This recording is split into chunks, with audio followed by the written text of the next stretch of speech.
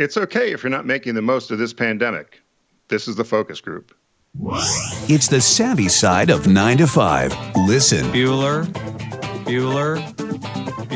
Laugh. And learn. Negotiation. This is what you do in business. This is the focus group with Tim Bennett. Staunch. And John Nash. Keep your clothes looking neat and clean. We're all business. Except when we're not. Hey, everybody. Welcome to the focus group. Tim Bennett here, as always, with my good friend and co-host, Mr. John T. Nash. We are still in isolation. We hope you guys are all being safe as well. Be sure to catch our show every Wednesday. We'll be right here live at 1 p.m. East.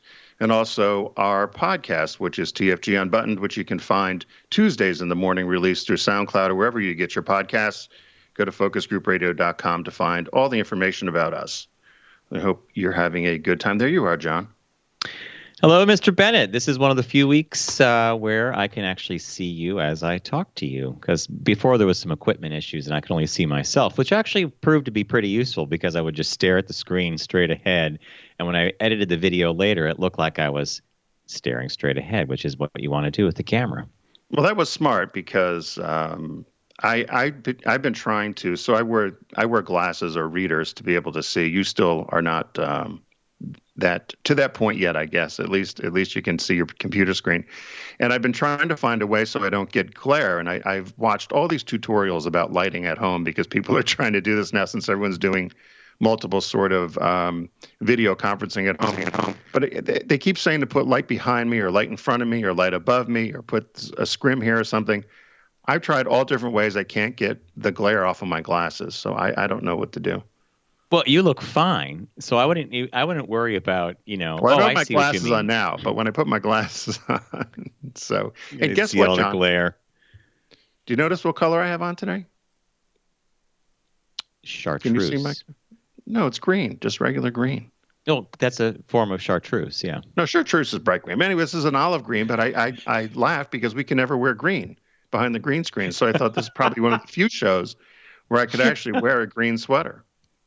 That's true. That's so true. And there are things that I have not bought in the past, shirts and stuff, because it was green. And I thought, well, if I ever work at the studio, I'm not going to look my best because I'll be fading away. Hey, did you happen to catch, I know that everybody's new favorite scientist is Dr. Fauci, but I kind of scratched my head today when he made a comment about how in the future he hopes that we may never return to handshaking again, which I thought was kind of like, nah, I don't mind a good handshake. Were we taught about a firm handshake, right? Well, there's something to be said. They haven't, the Japanese for a while have kind of kept the virus at bay because they don't touch as much as we do. They just bow. Yeah. Correct. But now I think Tokyo, were they going into lockdown or something? Yeah, it's finally caught up. But they were out in the streets to cherry blossoms, doing the whole thing. But they did close schools early. But there was something I was reading. It was in the automotive news. They were talking about how some of the Asian cultures don't seem to have had as much of the spread of the virus, and they think part of it was culturally. If you look at the Italians or the Spanish, where it's been really bad, even the Iranians, there's lots of touching between people.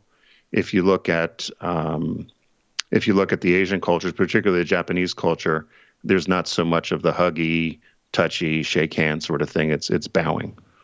So maybe there's something exactly. To it. Maybe there is. But you're going to stop? You're going to stop shaking hands? I'm guessing that's going to be a new social norm. We're now going to have to think about that when we offer someone our hand and they don't take it. It could be because they're being cautious and they're not being rude. But I think that many months down the line, we'll have to cross that bridge. I still plan on being a handshaker unless something happens. Well, it's funny you say that because I was walking my dogs in the neighborhood and there was a guy that was power washing. And I thought, I should probably get his card. So I stopped him and he gave me his card and we were talking back and forth. And then when I went to leave, I was like, nice to meet you. And I put my hand out and he's like, whoa. I was like, sorry, I forgot about it. Did you put the business card in quarantine? No, I didn't do that, but I just thought, it was so funny. He was so shocked when I put my hand out. And I didn't even think twice about it because exactly what you said. You meet somebody you have a nice conversation, you say goodbye, you shake their hand, right? That's what you do. Exactly. So Yeah, it was, that's what you hope happens, right? Yeah, so it was really kind of odd in that way. But so spring has sprung. Have you at least been out in your yard and get some fresh air? Got a ton of work done. I'm amazed. I think we talked about this on Unbuttoned. I'm amazed at how much crap is on the lawn, even though we had a fall cleanup. Yeah, it's pine needles, pine cones galore, by the way. The pine trees went crazy this year. Yeah. Lots of pine cones, needles. But yeah, everything looks great because we've been able to be outside and take care of the property. And we've seen some of our neighbors. Of course, we've kept the 6 foot, the distance. We've kept safe for that. And we did go to the grocery store the other day, and it kind of freaked Bob out when he got home. He was washing his hands. And by the way, the store is no longer some kind of pleasant little thing because everybody's wearing masks and gloves. And it's just super weird, right? It's just super weird. Did you wear a mask or a bandana? What did you do? Neither, but Bob did download the patterns to make a mask. So we're going to have them in the future, the cloth ones. But we all know that that's just really to make sure that if you're asymptomatic, that you're not going to spread it if you have it. Right. But we've been up here so long that if I had it, I think it's gone by now, right? I would think so. You've been, going on 4 weeks, right? Yeah, almost a month now, yeah.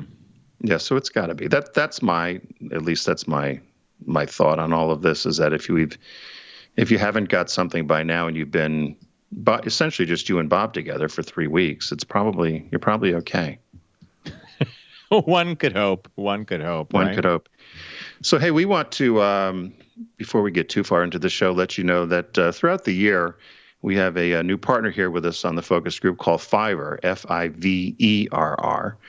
And it's a great place if you're looking to find freelance talent or you have projects that need to be done. And you're always, I can't tell you how many times people ask John and I, hey, do you know somebody who does copywriting or web design or can do a proofreading of something or to help with design.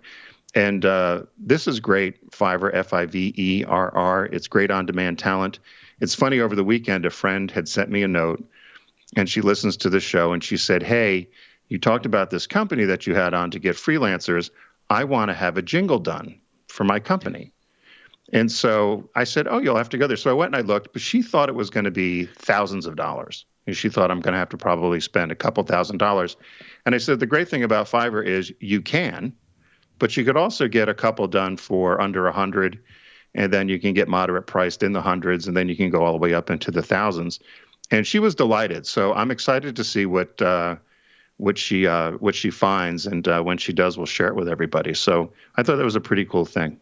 I love the idea of having a jingle done through Fiverr. It never occurred to me, and that's one of the reasons we love Fiverr, Fiverr.com. Now, if she gets back, if you think it's butter, but it's not, it's chiffon, then we know there's something going on. But she'll probably get, jingle. These are musicians, right? Musicians are not working all the time, and they probably sit down and have a ball with this stuff. Like, let's do it. But could you imagine one of those coming through, like someone from another country picking up a jingle from the 1950s in America, and we're like, I think I've heard that before. Well, what's funny is I went right to the site to look, and I typed in. So you can go and you can search just about anything, and then I typed jingles, and then you can go to either the premium side or the pricing. So it was pretty cool. It was a pretty cool thing. Now we used Fiverr for our new logo, and we're now involved. Tim's actually spearheading Fiverr efforts for our new website, and that's actually for all of you that are thinking of doing this. I've always said, write down your ideas, give the designer or the coder or whoever you're working with some ideas. I think a jingle may be a little different. You don't want to throw them off. Like, here's 3 of my favorite jingles. I don't think you want to do that. But the more information you give to a designer in general, the better the work's going to be when you get it back. And the same is true of Fiverr. And as Tim has said earlier, you could spend $1,000 or you could spend $50 or $100. It's a full range. And when we do work with Fiverr, we usually work with 2 or 3 designers at a time at different price points. And we get some pretty interesting and cool results back. So we want to thank them for being with us. It's a perfect fit for us. And I think it's going to be a perfect fit for you. We have heard from a lot of listeners that have been using Fiverr, and they've been using the code as well. So we're really pleased by that. And we'll give it to you again. The site is Fiverr, Fiverr.com.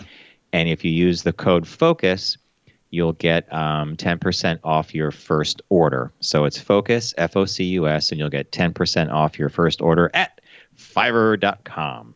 Fiverr.com. So, hey, Mr. Nash, what caught your eye this week?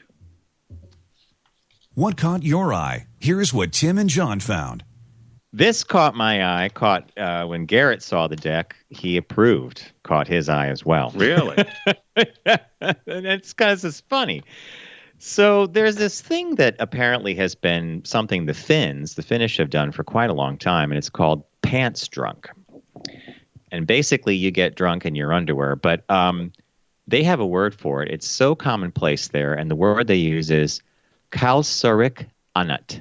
Kalsarikanat. Don't even try Finnish. You know Finland is one of my favorite places I've ever visited, but the craziest language I ever heard. You're hard, probably isn't it? way off. Oh, there's a million consonants that don't say a thing. It's probably way off. I've never heard such a tough guttural language to work with. Yeah. So it says in English, the rough translation is pants drunk, and if there was ever a time for pants drunk to become a trend in America, it's probably right now. So I don't always drink in my underwear, but when I do, I tell everyone it's a Finnish tradition, says Miles Teller, a 33-year-old actor who started posting pictures of himself doing this on Twitter. He learned about pants drunk on a trip to Finland last year and has been a cheerleader for it ever since. Well, no doubt.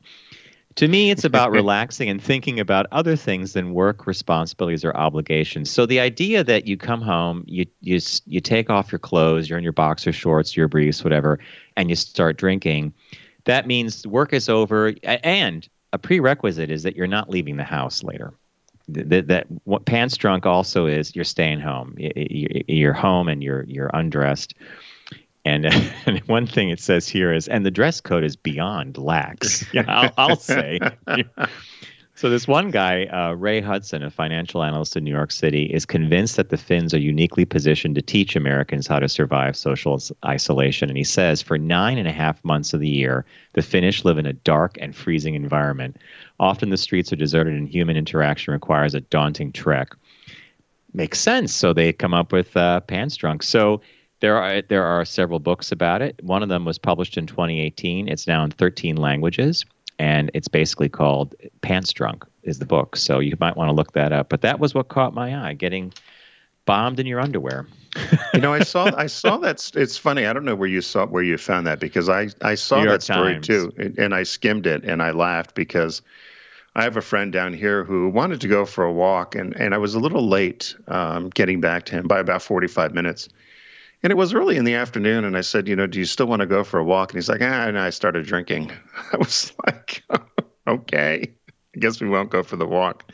But so wait. How long before 5 o'clock was it? Oh, it was like 2:15. Oh, he's like, he sent me the note about quarter to 11, and you and I had some other work stuff we were going to do. But he said, hey, would you like to take the dogs for a walk? I said, sure. So by the time I got back to him, I'm like, hey, do you still want to go for that walk? He's like, nah, I started drinking. I was like, well, okay. It was like a Wednesday. But anyway. Hey, now the Grizzly Adam look is pretty much filled in there. I see more of the beard now. Dark mustache. It's kind of like a Snidely Whiplash look there, or whatever that guy was called from that cartoon we watched. But I do like the growth. Are you getting rid of it? I was thinking of going, I would say I would never do it, but I was thinking of going to get some hair dye just to darken it up a little bit to see what it would look like. But because there's something called crema or something that they have at CVS where people dye their beard. It was itching, and I thought I would take it off. And but I don't have any electric razor here to trim it back before you do the regular, hardcore razor. So I'll see what happens. I may just let my hair and beard grow until this is over. Be down on my belly. Now, I'm in a different position because I started cutting my own hair, maybe 8 or 9 years ago. I remember when a friend of mine said, you should be cutting your own hair. It's easy. And then remember I talked to you about it, and Brian Roman at AdMark 360. Brian cuts his own hair. He does a good job. And Brian sent me a note and said, here's how you do it. Here's what you buy. And here's how you go about doing it. And I followed his instructions to the letter. And from that day forward, I've always cut my own hair. Well, I'm doing it up here, and I'm keeping all the grooming going. But we were on this group Zoom call, like a virtual cocktail thing with friends in Massachusetts and down in the city. And I posed the question to everybody on the call. I said, I'm easy to take care of because I'm practically bald. I'm like Lex Luthor. To Tim's Superman, as some of our listeners used to always say, Tim's like Superman, John's like Lex Luthor. So you're the hero, I'm the villain. But I posed the question of hair maintenance, and everybody started laughing, and they're all like, well, if you have someone who you love and you trust them to cut your hair. So I don't think Richard's going to be cutting your hair, right? No. I'm going to let it go. I think I'll just let it go, see what happens. I tried to, when I had left Subaru back in, 2006 now, I thought of letting my hair grow long because I never, ever had long hair, really. You and I never did. Nope. It was a little floppy when we were in high school and college, maybe. But I thought of growing it long. I don't know. We'll see. It's thin. So as my hair thins, it's, I don't know what long hair looks stringy and greasy. We'll see. See what happens. So anyway. So what caught your eye? So this came from a friend of ours, a listener in Chicago. And she like all the rest of us are in-house. And she hadn't had mac and cheese in a box, the Kraft macaroni and cheese she said it had to be 15 years or more. And so she found some in the cabinet, cooked it up, and now she's like, I'm craving it every day. So Kraft macaroni and cheese. Yeah. There's a jingle for you. So please make some Kraft macaroni and cheese. Which I think the last time I had it purposefully was when I got out of college, and I think the boxes were 23 cents. And I bought a whole bunch of them and lived off of that, in the 80s. But so this headline popped up in the Chicago Tribune, and it said, we can't make enough mac and cheese. Processed food is undergoing a renaissance as people settle in for the long stretch of cooking at home. So they said that even though that the coronavirus has brought much of the world to a standstill, some of these food processing plants are working at full steam. And they said places like Kraft and the Heinz factory in Illinois are running extra production lines around the clock to meet the surging demand of a lot of their legacy brands, which is actually surprising a lot of people. And one of them particularly is the Kraft macaroni and cheese. They said sales of Kraft macaroni and cheese and A1 sauce, mayonnaise, and salad dressing has been through the roof.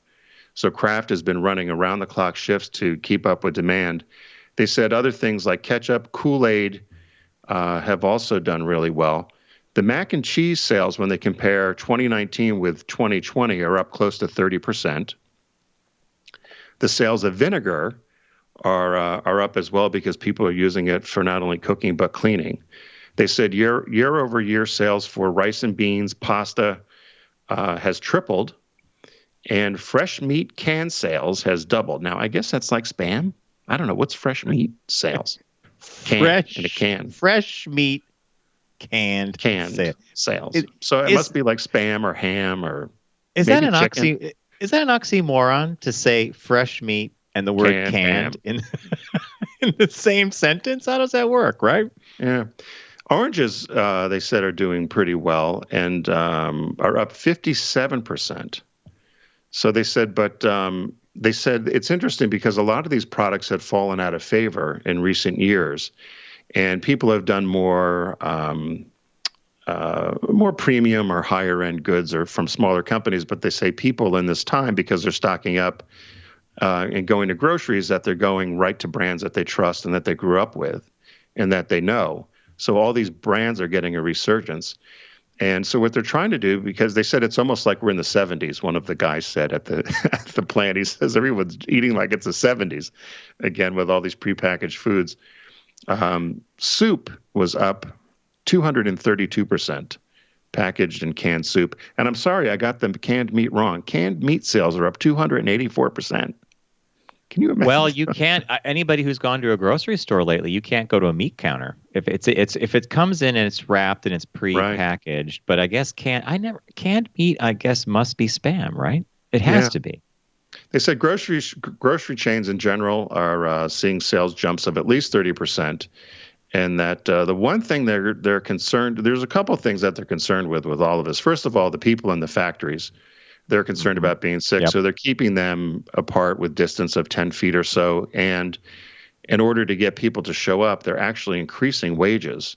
So Conagra and Tyson, for instance, are offering workers $500 bonuses. PepsiCo is trying to hire 6,000 workers and paying $100 per week more to hire them. A number of companies are guaranteeing at least 12 weeks of pay. Oreo, one of our favorites, Mondelez International, they're also trying to hire 1,000 workers and offering $2 more raise through May 2nd. And it just goes on and on with all these companies that are trying to get employees, keep them healthy, and keep up demand. The one thing that they said there's two things they're concerned about. I don't know if you can guess, but one of them is the online delivery of groceries or ordering groceries online.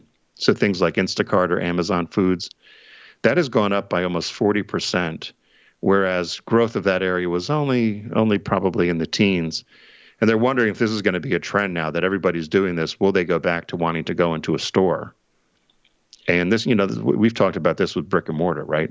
What was the other thing that you thought would be hard to guess that was a trend? So I actually think that's a 50-50 proposition, the one you just said about going back to the store. I'll still enjoy going and shopping, but I know that after people have experienced this, they may be on the fence, and this might be a better way to do it. But what's the other one? So the second thing, one of the analysts says they wonder if this mass cooking at home experiment is going to change how often people dine out, and realizing how expensive it is. You know this because you've always been somebody who cooked at home.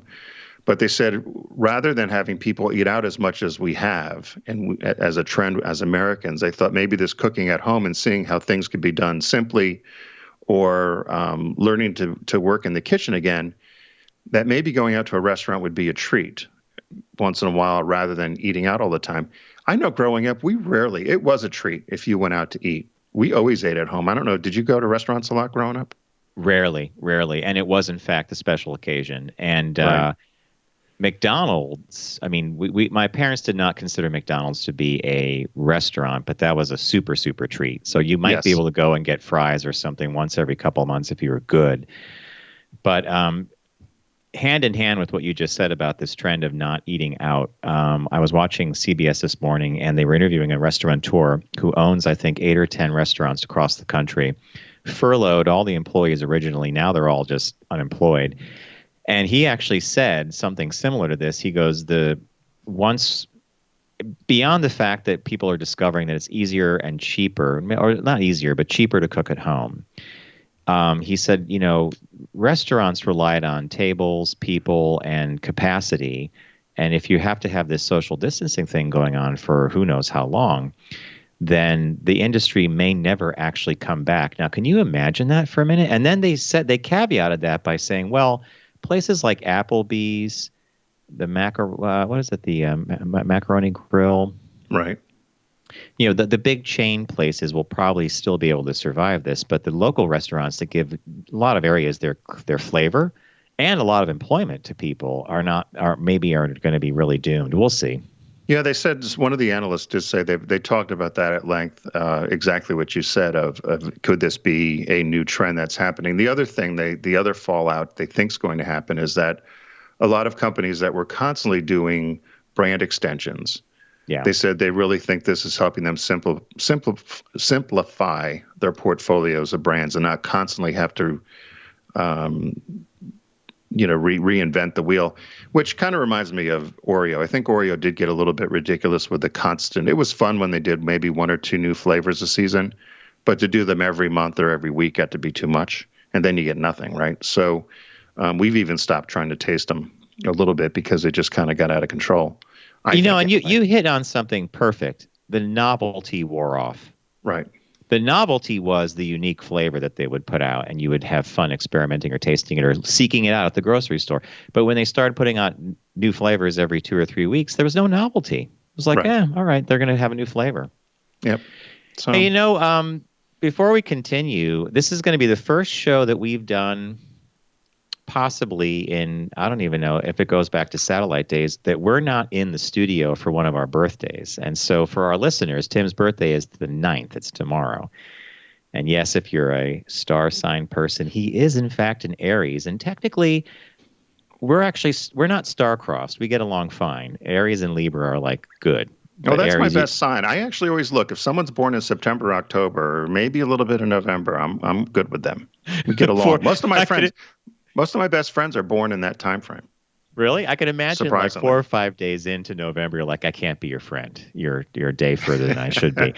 So normally we have treats in the studio. We bring in champagne or Prosecco, and I usually get Tim something lemon-based because he's not like I'm a chocolate guy. He's a lemon-based guy. But the other day we were on the phone with our lead copywriter for our agency, Greg, and Greg mentioned something that made me laugh my ass off. And he had a recording done by a personality for his brother's birthday at this cameo.com, you know, Tim? So I thought, I'm going to go to Cameo, and I'm poking around, and I found a celebrity that I think resonates with you. And Garrett's going to play a birthday greeting from you from this gentleman. So let's go, Garrett. Tim, Larry Thomas, the Soup Nazi from Seinfeld here, and I got a birthday message for you from John and the Soup Nazi. So, Tim, happy birthday. I hear you love I Love Lucy and the B-52s and clam chowder, especially the oyster crackers. Well, guess what? That's my favorite soup. And I love the oyster crackers, too. That might get you some soup. Yes, too bad the B-52s didn't have a song called Rock Clam Chowder instead of Rock Lobster. So, anyway, for your birthday, you're going to want some soup. You're going to want some clam chowder. You got to do the ordering procedure properly. Know your soup. Have your money ready. Speak your soup in a loud, clear voice. Order and step to the left as to not block the menu from my other customers. Now, if you do this, you'll get your clam chowder, your oyster crackers, and some free bread. But, Tim, if you're pushing your luck, little man, then it could be bread or oyster crackers, $3. No clam chowder for you. Come back 1 year. Next. And then you'll just have to sit home watching reruns of I Love Lucy. So order properly, get your clam chowder and your oyster crackers. Happy birthday and adios, muchacho. My goodness, what a surprise. I can't believe, I saw the Soup Nazi on there when I looked at the Cameo thing with Greg. That's really, you surprised me. I'm actually embarrassed. So I did it like about a half hour after we got off that conference call. And I sat there for about 20 minutes because you leave him a message and you say, here's, right. So I said, best friend Tim's birthday is coming up. I said, he's a huge fan of all things Seinfeld, I Love Lucy, and the B-52s. I said his favorite soup is clam chowder. And true. And I said, and he loves those oyster crackers, and he pushes his luck, and he usually asks for 2 packs. And I left it at that. 4 hours later, he chimes in with this, and I loved it. We laughed. So happy birthday. Thank you. Well, so you know what? So I'm not going to I'll mention who our business birthday was. Just to our business birthday is very important today. I like that one. To mention it, but that was a very nice surprise. Thank you. Our business birthday today, actually, since my birthday is tomorrow, and thank you, John. That was very thoughtful, and actually, you outdid me because I usually do yours where I read a little thing. So now that you've laid the gauntlet down, I've got to figure it out for September. I leveled up. Leveled up. So our birthday today is Robert L. Johnson. Everyone does celebrity birthday greetings, but the Focus Group is the only show in the universe that celebrates business birthdays. Thank you, Garrett and Steve. I jumped ahead before the. And hello, boys imaging. In the booth. Welcome. I know we haven't said hello to the guys. How are you? Doing well. Yeah. Yep. Surviving. Everything in New York is as it was last week. A little less people around, but yeah, everything's still closed and Yep. Same old. I do want to ask you, Garrett, because I don't know, Stephen, I don't know if you take the subway as well, but somebody had posted something on social media and it showed a few of the subway cars jam-packed with people. Is that true? One day there was like maybe 10 people standing and 10 people sitting in a car, but that was one day and I had to wait like really long for that subway. But usually it's like maybe 4 people in a car at a time at the most. Okay, because the ones I take are always empty too. The ferry, though, I take the Staten Island ferry, And when they started restricting service, that got crowded the first couple of days. It was pretty bad. Wow. Because I wanted to call BS on this because somebody had posted a picture and it looked like typical rush hour in Manhattan. Literally, they looked like there were 300 people on the subway car all crammed in. I think I saw the same one, and most of the people had winter jackets on, Yes, and exactly. I haven't worn a winter jacket this whole quarantine, so. Yeah, that's what I thought too. I looked at their clothing and I was like, this didn't just happen. Somebody's just trying to be controversial or something. So, okay, cool. John, have you heard anything about people on the? I saw the same article you did, and I have friends who are still in town and who have to get around, and they're careful about the train. And it's like Garrett said, it's everybody spread out. A crowded car nowadays, maybe 15 people, a couple standing, a couple sitting. Right. So, yeah. Cool. What's your business birthday today? So the business birthday is Robert Louis Johnson. He was born April 8th, 1946. He's 74 years old. He's an American entrepreneur, media magnate, and executive philanthropist and investor. And you probably know him best as the co-founder of BET, the Black Entertainment Network, and which was acquired by Viacom in 2001. He also founded RLJ Companies, which is a holding company that invests in various other business sectors. He was the former majority owner also of the Charlotte Bobcats, and he sold them to basketball great Michael Jordan. But he was also the very first African American billionaire. Graduated from Princeton in 1972. After he graduated, he went and got a job in D.C., which introduced him to the television industry. And then he went and worked over doing public affairs as public affairs director for the Corporation for Broadcasting. And he said there he really learned about the power and the untapped potential of television. So while he was doing some work for the National Urban League, he decided to launch and founded in 1980 the Black Entertainment Television, and became a full-fledged channel in 1983. And it was also the first cable television network aimed at African Americans when they launched in 1980. Initially, it only aired for 2 hours on Friday nights, but he turned a profit in 1985. And he was also the very first black-controlled company listed on the New York Stock Exchange in 1991. And then in 1998, Johnson and Liberty Media bought all the outstanding shares. And Viacom, as I said, acquired BET for $3 billion in 2001. So could you go back for a second? Just one thing. For its initial its launch or its initial existence was only as a time block on someone else's network for 2 hours originally? Yeah, it was 2 hours on a Friday night, and it was programming geared to African American audiences. And he was one of the first, you could say, that probably before cable really took a foothold, right? In 1980, said, you know what, I'm going to direct the media directly to a particular audience. I mean, now cable is so spliced too, right? It's so defined as to right. But he was one of the first to do it in 1980 when he launched this channel that was just going to directly target the African American household. And so, as I said, it only aired for 2 hours on Friday nights, and then in '85 it became a full-fledged channel and available on the cable networks. So he of course is on a number of boards. We always laugh about that. You got to get one of these board seats, John. Hello, I want to be on a board. I want to be me. He's on the board U.S. Airways, which is now American, but Hilton Hotels, General Mills, Deutsche Bank, blah da da da da.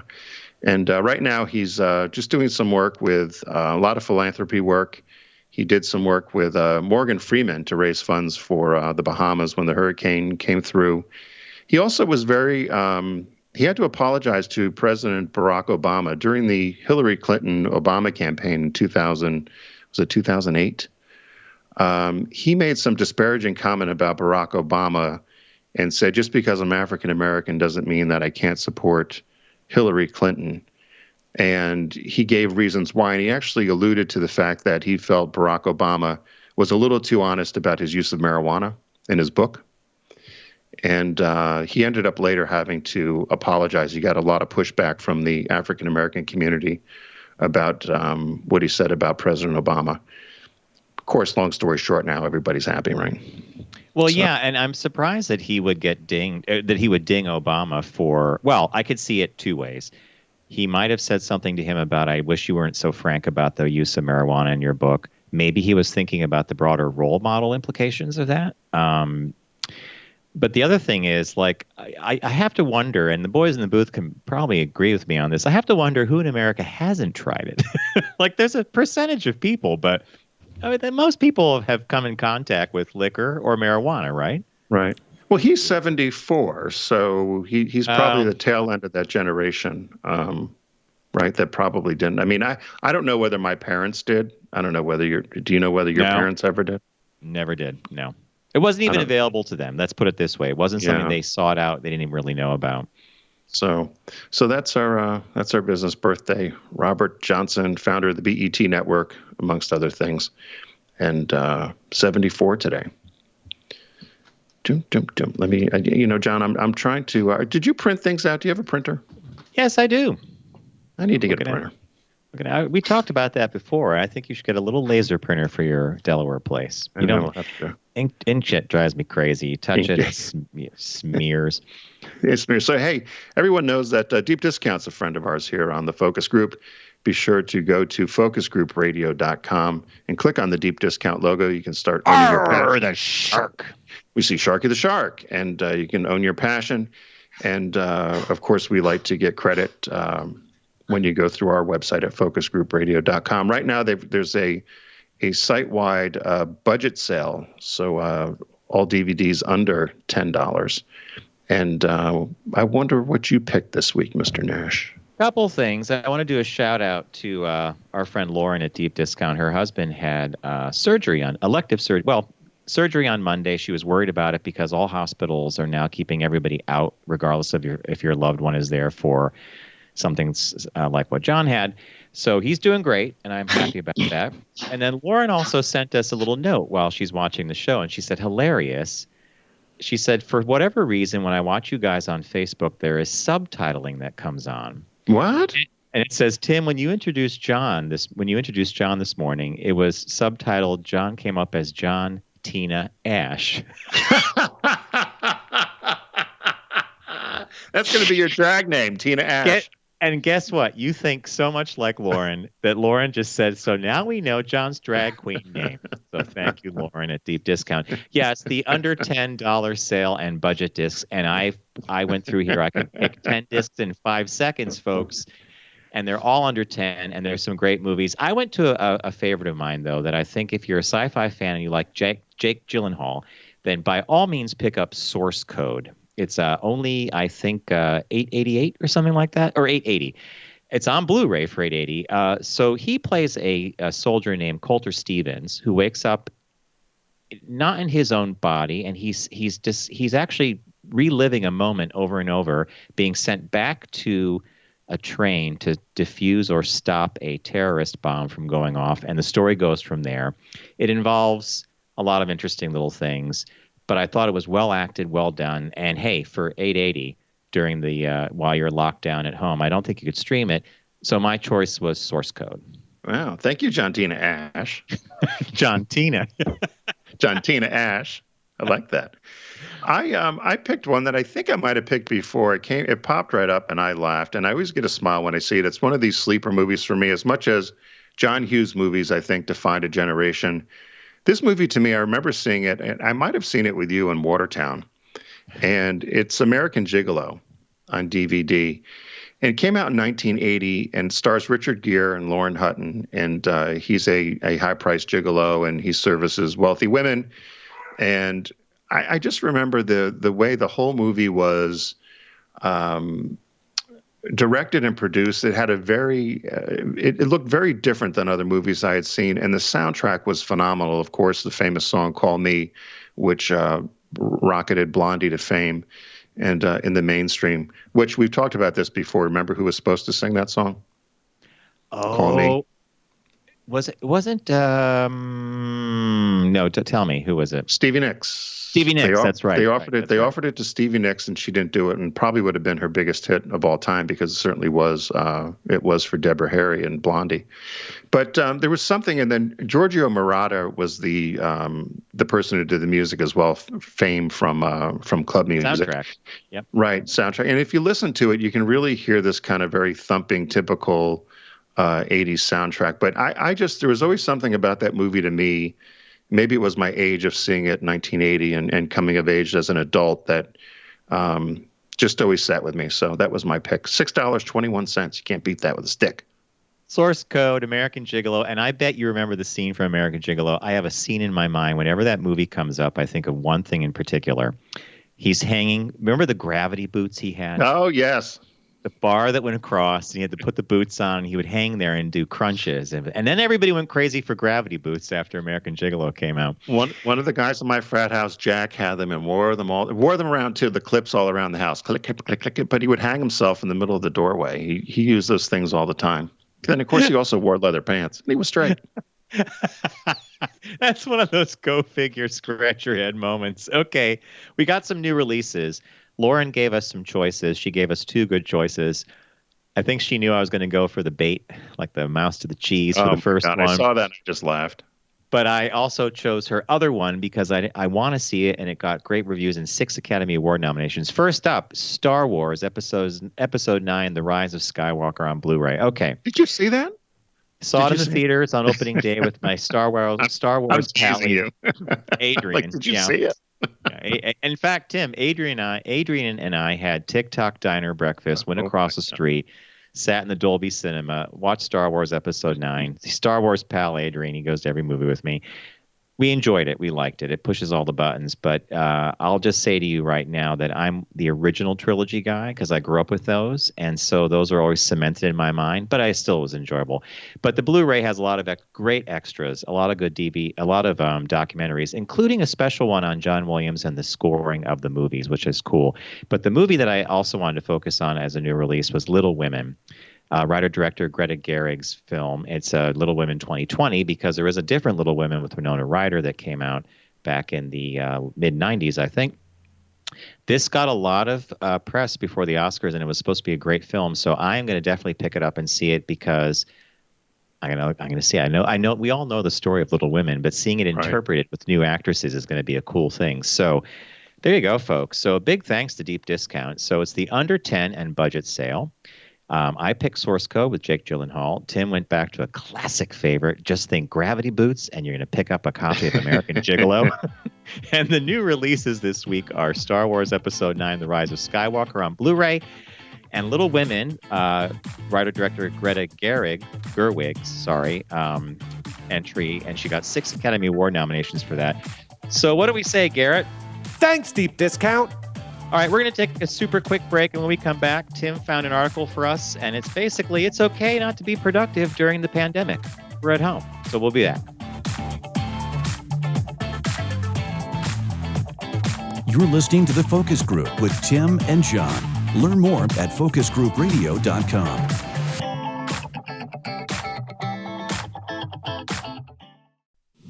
Focus on the savvy side of 9 to 5 with The Focus Group. Try, really try. Listen, laugh, and learn with Tim and John. I never try anything. I just do it. Hey, welcome back to The Focus Group. Tim Bennett here, as always, with my good friend John Tina Ash. John Tina Ash. I didn't know that Facebook did translate. Subtitles. Subtitles. Hey, thanks for joining us. We're here every Wednesday live at 1 p.m. East. Of course, we're both in isolation out of our homes, but we still want to bring you fresh content every week. Be sure to go to focusgroupradio.com. You can download all of our past programming and catch up. What else are you going to do while you're at home, John? You don't have to be productive. You can listen to the Focus Group, right? We got that note from one of our listeners who I love, and he said that I think we had a show that was close to an hour. He goes, I was able to clean the whole house today, and if you get Tim going on a rant, maybe I'll be able to vacuum the living room. So, so everybody, hey. And did I send you a note about a Rehoboth super listener? Because did you get my email about that? I did. When did you send it? Did I get it today? I just sent it the other day, and it's like we have a Rehoboth listener who says you always mention Rehoboth super listeners, our friends, Mark and Carl, and he says I'm a super listener too, and he's been down there self-isolating. It must be Rob. I think the guy's name is Rob. Yeah, that's Rob. Correct. Yeah, so he says hello as well. So what's this article you got for us? So it's interesting because a number of people were talking, and I myself said, during this pandemic, while we're all at home, should I be doing something? Should I be cleaning out the closets? Should I be learning a language? Should I be catching up with old friends? Just a whole number of things. Lots of people, we talked earlier about cooking. And so I saw this headline that said, it's okay if you're not making the most of the pandemic. And it did say that all of a sudden, lots of people are using this time to develop new skills or think that it's almost forced productivity. And you start asking yourself, should I be doing this too? What's wrong with me if I'm not? And they said in some cases, you may handle the stay-at-home edict very different than somebody else, and that's okay. And you shouldn't beat yourself up. If you decide you want to sit around all day and binge watch a series or not take a shower that day or whatever, that's up to you. And we shouldn't really beat ourselves up if we feel we weren't quote unquote productive. And I thought that was a good advice. And then she went through a number of four or five other issues. You did a great job of giving a summation to the piece, actually. And I think you're right. Like you and I have actually been pretty busy since this all began. We've been busy with our consulting and our agency work, and that's still going on. And I'm happy for that because we could do it all remotely. But there was this notion that as everybody started to self-quarantine, there was going to be all this great stuff. We're going to go through the closets, going to go through pictures. We're going to finish that photo album. You're going to learn how to dance. You're going to learn how to draw and paint, or whatever. Going to learn Japanese. Neat. Do you know what? You're going to love this. It just as a sidebar. So Matt. We all love Matt, right? So I said to him, I'm down here in Delaware. I really feel I should be back in Pennsylvania. I could clean my closet. I can clean my office. I could clean the yard, get the porch ready. He's like, why would this isolation be any different than your normal time? And I was like, screw you. He knows you too well, right? He's like, you've been talking about cleaning that closet for 5 years. I don't know why the epidemic. Why all of a sudden is this a problem with the pandemic? Why is it a problem? So she actually goes through a couple things in here that I thought was interesting. Understand that everybody's muddling through with us as well. So you're not the only one dealing with the pandemic, and everybody's doing that. Be compassionate to yourself, as Tim just said a minute ago. This one was fascinating to me, this identify your grief. And at first it doesn't sound like you might want to be thinking along those lines because everybody's talking about we're going to get through this, see you on the other side, let's be positive. But the fact of the matter is you can in fact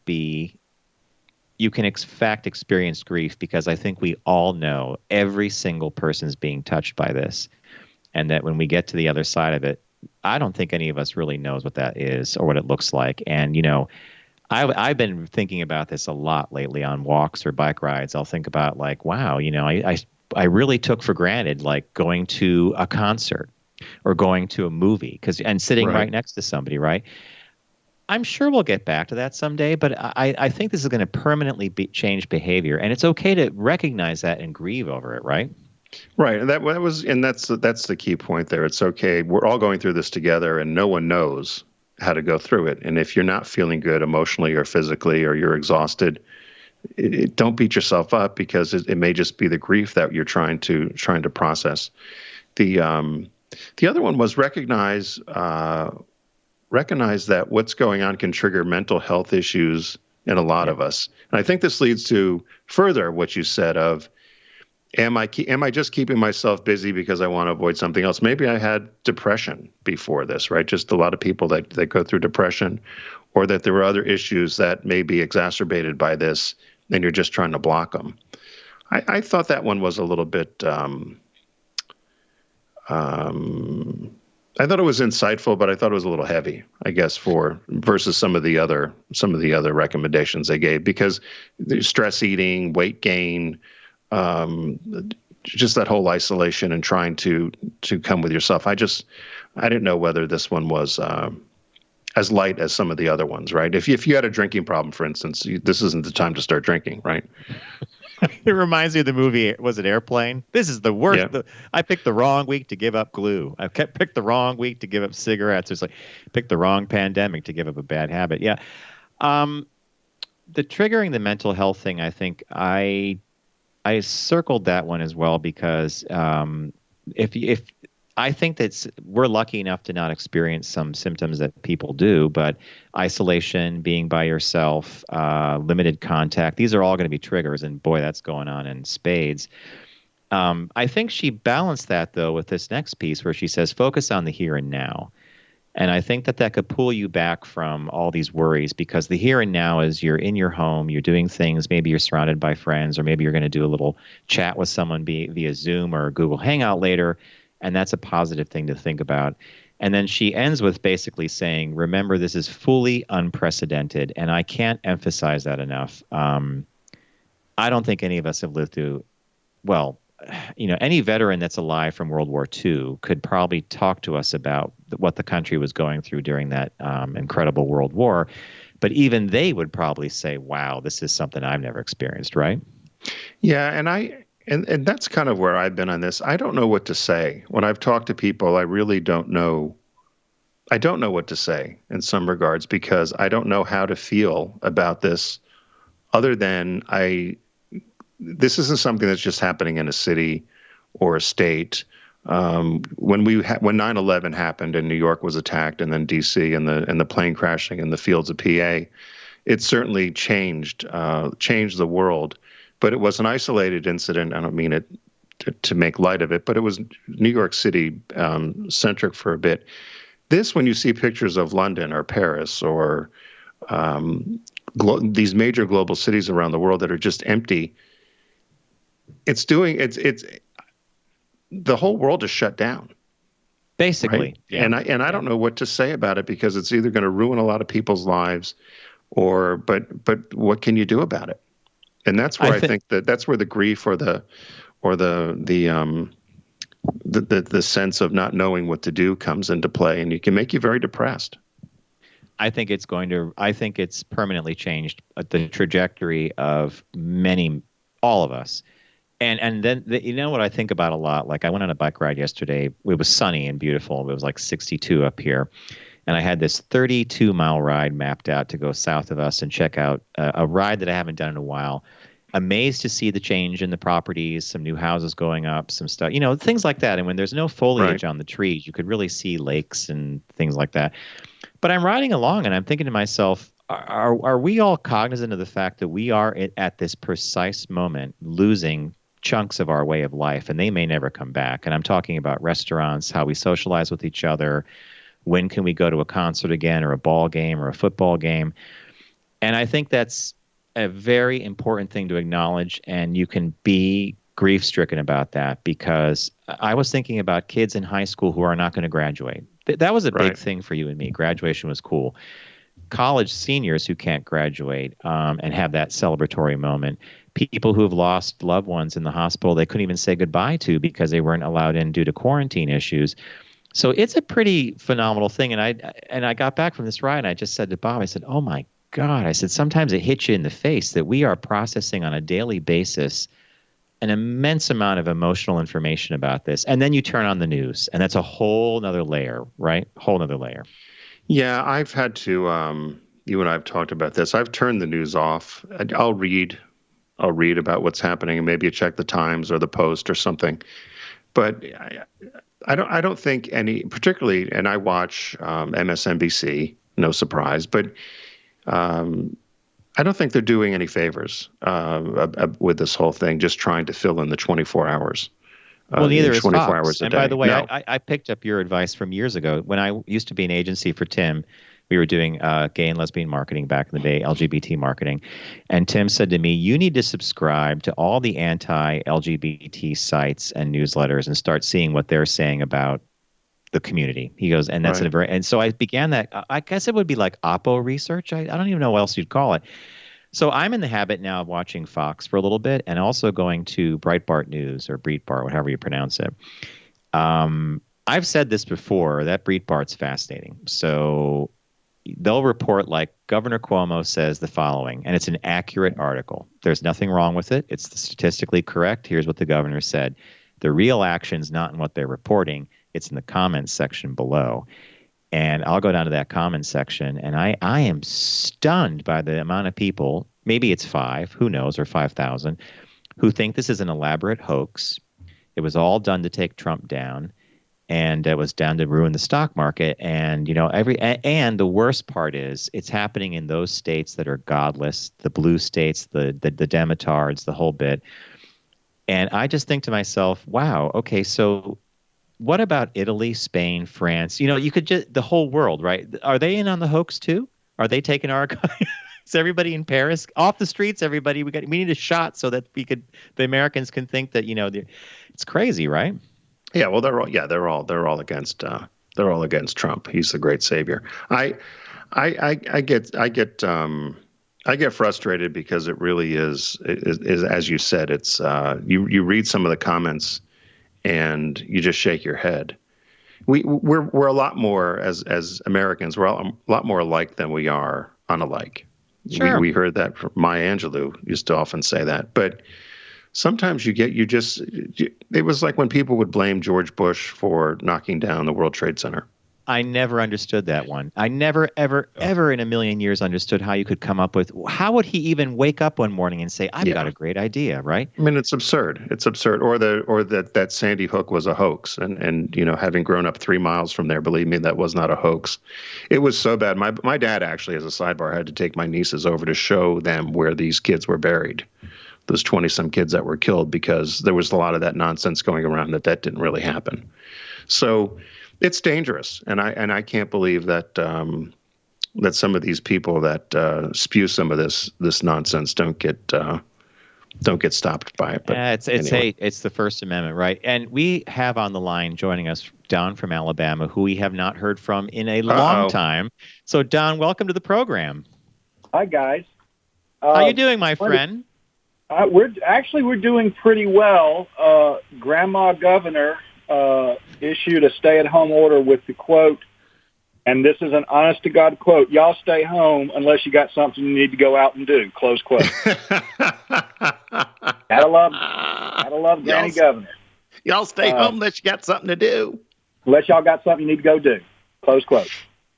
So, but no, it's very interesting here because so many of the things that are going on are just, it's kind of frozen, and in sort of an odd way. There's 2 things I want to contrast because, I'm ancient. I go back to the early 80s when the AIDS pandemic exploded. And to a certain extent, I'm reminded of some of the things that I was having to do with in that era when it was a much different dynamic, but a similar sort of reaction, because within the gay community, you knew, up until things were clarified, you didn't know how this was transmitted and how things were happening. So you were to a certain extent isolating. And then there was the effort to care for one another. And this is eerily kind of reminiscent of that to me. And then it's sort of also along the lines of what things were like around here right after 9/11. Because everything was really quiet and really calm, and, people weren't out quite as much. And I'm just wondering, how will this nation come out of this event? Don, that is, your HIV comment is something that I've been thinking about a lot, because I saw this Surgeon General speak the other day, and he said something to the effect of this. He goes, with the masks, the whole bit, assume that everyone is positive for the coronavirus. Now, if you're gay male and you are of a certain age, the term positive in itself could strike fear into your heart, because it truly was a death sentence back then. But that's exactly how people spoke to you when you were at a doctor's office. Assume everybody's HIV positive. Assume this, assume that. And then the testing and the antibodies. So there's this eerie parallel between pandemic and epidemic. And I agree with you about 9/11. The nation stopped for a while, and then everybody picked themselves up and seemed to return to behaviors. I'm not sure what's going to come out of this. I don't think anybody is, frankly. And if someone has a crystal ball, let us know. But my biggest thought is, I'm looking at the positive, and I'm saying to myself, whatever happens on the other side of this, if you wanted to make a change in your life, potentially with your career or education, I bet that's the time to do it, because you may be forced to. Oh yeah, I've got some my accountant and then several guys in finance and banking said, if you need to reinvent yourself financially, if you need to wipe your slate clean, you've not been given any better excuse in your life than what's going on right now. Here's a perfect chance to completely reinvent yourself. That's an interesting comment. Go ahead, Tanya. Does that mean from a standpoint of career, if you said you wanted to do a different career? Yeah. I mean, to totally, I mean, let's just be kind of sort of brutally honest about it. If, let's say, you're buried in debt and, you've been fighting against that current, for, 8, 10, 12, 15 years, this is no better excuse than to just say, okay, I'm letting all that go. I'll go through the bankruptcy process, or I'll go through whatever other process is necessary and come out the other end with a much cleaner slate. Because essentially, at this point in time, what is it that they say is that 1,500 small businesses are failing every 24 hours right now? Yeah, wow. Yeah, so, it's true. At the end of this, however many weeks or months, we're going to have, tens of thousands to hundreds of thousands of small businesses, some large businesses that will not come out of the back end of this. They're all going to go through that expunging process. In 2008, it was always odd to me that the government made the banks whole, but put the homeowners on the street. Here's sort of a chance to sort of turn that dynamic a little bit around and accept the fact that the wave is here, ride that wave and see what kind of positive result you can build with it. And that's come up. Yeah, Don, I think that's one of the, frankly, I think it's one of the one or two ways to look at it. I'm not sure that there's another way, because I think you're 100% right. We're all seeing people, follow the instructions, get close to their friends and family. But as every day progresses, the world that we were all running around in is literally evaporating before our eyes. And I actually had a conversation with a friend of mine in banking, and I said, if this went on, let's say you're a Dr. Fauci and you said, ideally, everybody's going to stay in place till July, and then you open the doors. Well, when you walk out of your house in July, there will be no economy left. There's what's going to be there. So I said to my friend who's in banking, how do we even assess value going forward? Like, okay, so that piece of land is worth what? Well, before the coronavirus, it was this. After, it's just like a strange thing, right? Correct. But that's, but that's absolutely true, is that, everything, the value of the dollar is X, and the value of that is based on full faith and credit of the United States. Your house was worth $500,000 in January. Well, the dollar is now worth a percentage of X, or it's been deflated, because of the $2.5 trillion that has been dumped into the economy. What is, if your house is now worth $400,000, everything, it's interconnected, I guess is what I'm trying to say very inarticulately, is that the way our systems are, everything is so incredibly interconnected. My Houston office, which principally works with high-end casual dining, we went into survival mode with that office for about 14 days before we started seeing all the restaurants closing. Fortunately, that office had picked up several of these dock-in-the-box offices, which saw an explosion of business. But it was interesting how I have not had to lose many of my people functionally, but they have shifted from, menus and table tents to posters and telemedicine. Your example is so perfect, because it's restaurants, menus, and table tents, to dock in a box, sign in here, stay 6 feet away, scan your insurance card there, kind of stuff, like CityMD or whatever you might have down there. Wow. Yep. But see how you're pivoting? Yes, but I also know here in Huntsville, free agencies have collapsed. because there just simply isn't enough business in the local market to sustain them, and the clients that they had have, all gone into survival mode. So wow, that's yeah, true. It's a punch, and like I said, it'll be very interesting to see how the nation reimagines itself after this. And I think a lot of that, God, I hate to bring it back to this, but a lot of that's going to depend on that November morning we're all going to wake up to when we find out who's going to be in the White House. Yep. I think that's going to be a big one. And that November morning, that's presupposing that we are back on some normality track, that we can actually go out and vote. Maybe we stand 3 feet away from somebody or whatever. But yeah, I agree with you there. What a strange year. I don't think anybody on January 1st, 2020 was going to say, wow, guess what, folks? We're in for a wild, life-changing, nation-changing, wealth-eradicating year, right? Well, that person would have been the guy who on that January day went out and bought all the N95 masks, Purell, and toilet paper he could find, and then is now selling it at a premium on eBay. Gouging people, yeah. All right, my friend Don, thank you for checking in with us. Hey, Thanks, Don. Be safe and stay healthy down there. We're doing good down here. It's just the Blue Origin factory has shut down. They're building their rocket engine facility here, and so that's just outside my window view, and we've been waiting to see when they kick back up. That's Jeff Bezos' operation, right? That's Jeff Bezos. Yeah, Jeff Bezos has a massive rocket factory down here now. I mean, it's huge. It's side of a football stadium. All right, thank you, my friend. Take care. Bye, guys. Bezos got to deliver to Mars, right, John?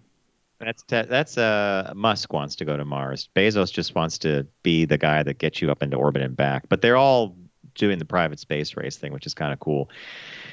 All right, folks, we're going to wrap it up. We want to thank everyone for making the time to join us today. Focusgroupradio.com is our URL, and that's where you can go to check out all the information there is to know about me and Tim. Well, there's little other things lurking around, but what we want you to know is at focusgroupradio.com. Big thanks to Fiverr, Fiverr.com.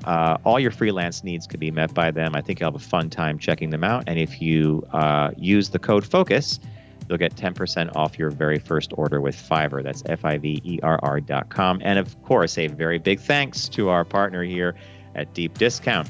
The $10 and under sale. Fill your basket. Get ready to binge watch anything you like on that sale.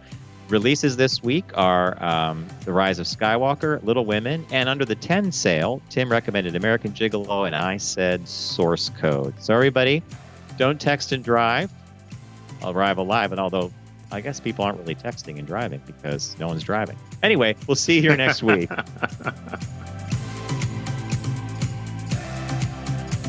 It's The Focus Group with Tim Bennett and John Nash. Accessible on all platforms. Subscribe, like, and rate us on your platform of choice.